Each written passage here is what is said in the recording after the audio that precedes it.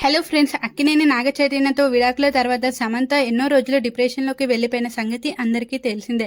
అయితే కొన్ని రోజుల తర్వాత సమంత ఫ్యామిలీ మ్యాన్ డైరెక్టర్‌తో అయితే డేటింగ్ చేస్తుందంటూ రూమర్స్ అయితే వచ్చాయి. ఈ రూమర్స్‌కి కారణం వీళ్ళిద్దరూ ఎక్కడ పడితే అక్కడే కనిపించడం, అలాగే వీళ్ళిద్దరూ కలిసి బిగ్ బాల్ టీమ్‌ని కొనడం, అలాగే రెస్టారెంట్స్‌కి కూడా తిరగడంతో చాలా మంది అయితే వీళ్ళిద్దరూ డేటింగ్ చేస్తున్నట్టు కన్ఫర్మ్ అయితే చేసేశారు. అయితే సమంత కూడా వ్యాలంటైన్స్ డే రోజైతే తన ఇన్‌స్టాగ్రామ్‌లో అయితే ఒక పోస్ట్ అయితే పెట్టడం జరిగింది.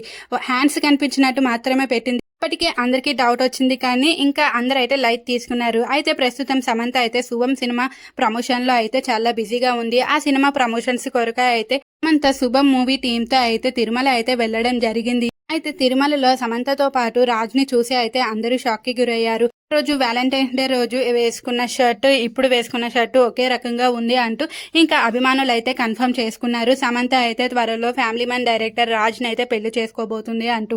అసలు శుభం సినిమాకి రాజ్‌కి ఏం సంబంధం ఉంది? అసలు రాజ్ ఎందుకు సమంతతో తిరుమలకి వెళ్ళాడు అనేసి చాలా మంది నెటిజన్లు అయితే ఆరా తీస్తున్నారు.